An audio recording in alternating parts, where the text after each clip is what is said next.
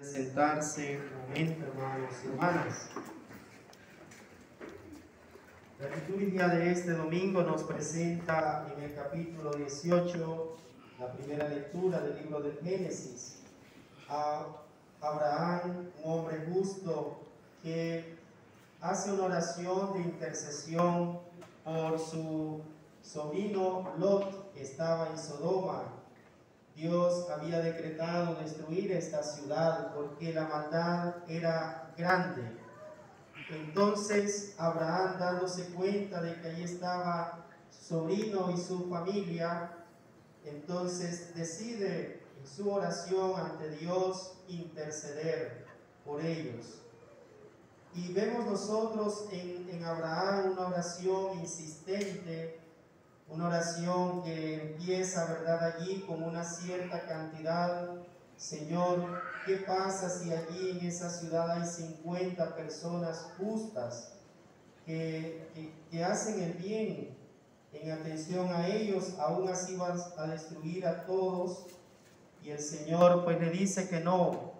Y así sucesivamente, ¿verdad?, vemos a Abraham hasta llegar a una cantidad de 10. Probablemente por ahí andaba la familia de su sobrino Lot. Entonces vemos nosotros, pero muy a fondo, una oración insistente de Abraham. Que me perdone mi Señor si me atrevo otra vez a insistirle, o yo que soy de barro, de polvo, y me atrevo a hablar contigo. ¿Qué tal si allí hubieran menos? Vemos nosotros, pues, cuando escuchamos esta lectura, un Abraham que sentimos como si molesta mucho a Dios, como si molestara aquella decisión que Dios ha tomado. Pero gracias a su insistencia, logra, si nosotros leemos este capítulo 18 en adelante, vemos que logra salvar a su sobrino y a su familia, de tal manera que salen de aquella ciudad a tiempo y luego es destruida. Sin embargo, aquí hay que resaltar pues la insistencia de Abraham en su oración, y con ella el llamado también a nosotros a insistir a Dios, a orar siempre. A veces nosotros desistimos en la oración cuando se nos presentan dificultades, cuando vienen problemas a nuestra vida, cuando estamos atravesando momentos difíciles en la familia, en el hogar. Pedimos a Dios y de alguna manera, cuando no nos concede lo que nosotros pedimos en el momento que queremos, desistimos. Porque estamos viviendo en un mundo de lo automático, de aquello que yo quiero que ya tenerlo aquí, quiero que me lo den ya, o quiero tenerlo ya y ahora. Entonces estamos muy arrojados en este mundo que hemos caído en ese tipo de pensamiento, sin olvidar cómo Dios piensa para con nosotros. Los pensamientos de Dios son distintos a nosotros. Por eso que esta primera lectura está muy unida también con el Evangelio. Los discípulos le piden a Jesús que le enseñen a orar. Señor, enséñanos a orar. Jesús le enseña esta oración que, aunque lo hemos escuchado no muy completo, la iglesia ha retomado del Evangelio de San Mateo y de esta también para completar esta oración que Jesús ha enseñado a sus discípulos. Cuando ustedes oren, digan: Padre nuestro, santificado sea tu nombre. Una oración por excelencia que toca al Señor, porque es un hijo que le está dirigiendo una oración a su Padre. Cada uno de nosotros en esta oración nos dirigimos al Padre, porque Él es nuestro Padre, porque somos sus hijos. Él nos ha rescatado, Él nos ha salvado. El Señor pues le enseña esta oración, pero también les da un ejemplo para hacerle entender que la oración tiene que ser siempre insistente. Supongamos que uno de ustedes les visita a un amigo y no tienen nada que darle, entonces se van donde otro amigo y le piden que si le presta 5 panes, porque ha llegado de viaje un amigo y no tienen nada que darle. Aquel le dirá desde dentro, no me molestes, no puedo levantarme, es medianoche, estoy descansando. Esa figura en este ejemplo nos hace ver a nosotros también. Nosotros, Jesús lo dirá más adelante, ustedes que no saben hacer las cosas como deben de ser, que no quieren desincomodarse, aún así saben hacer cosas buenas. Jesús dice, les aseguro que este hombre no se levantará por ser su amigo, se levantará para que no lo moleste más y le dará todo cuanto necesite. Pues si así dice el Señor, ustedes toquen y se les abrirá, busquen y encontrarán. Es interesante pues como el Señor nos vuelve a retomar esto de la vida de oración. A veces en la oración, en las circunstancias que vivamos, a veces el milagro está a la vuelta de la esquina. Otras veces tenemos que caminar un poco más en la vida de oración. Pero Dios nunca va a olvidar lo que nosotros le pidamos. Aquí viene la interrogante, ¿y por qué nunca me ha concedido aquello? Por ejemplo, la salud de alguien, la salud de una persona. Pues porque el Señor tiene planes mayores que nosotros desconocemos. Quizás esta persona, aún así en medio de su dificultad, se está santificando para que el día que Dios lo llame pase directo al cielo, se purifique para que entre en esa vida eterna. Ha sufrido con paciencia toda esa enfermedad a lo largo de muchos años, pero el Señor le concederá la gracia de la vida eterna. Nunca sabemos. O como aquella persona que le pide a Dios, Señor, tengo muchas deudas, ayúdame, quiero sacarme la lotería.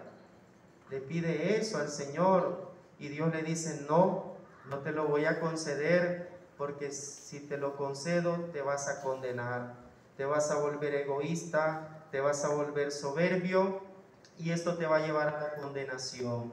Nosotros no sabemos, pero aquella cosa que le pedimos a Dios, cuando nos lo concede es porque realmente es para un bien, pero cuando no es porque nos pueden llevar a la condenación. Las cosas que no vienen es porque Dios sabe lo mejor. Por eso que se nos puede venir a la mente pedirle muchas cosas al Señor, cosas materiales, pero Jesús dice algo importantísimo aquí. Al final del Evangelio que hemos escuchado, dice el Señor, si ustedes que son malos saben dar cosas buenas a sus hijos, cuánto más mi Padre que está en el cielo no les dará a ustedes el Espíritu Santo a quienes se los pidan.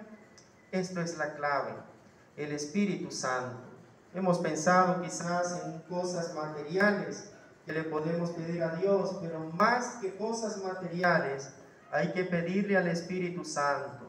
Porque cuando uno tiene el Espíritu Santo, cuando uno le pide a Dios por algo, pero si aún así por eso que le pide, pensando uno que es bueno, pero si tiene el Espíritu Santo, uno discierne mejor las cosas.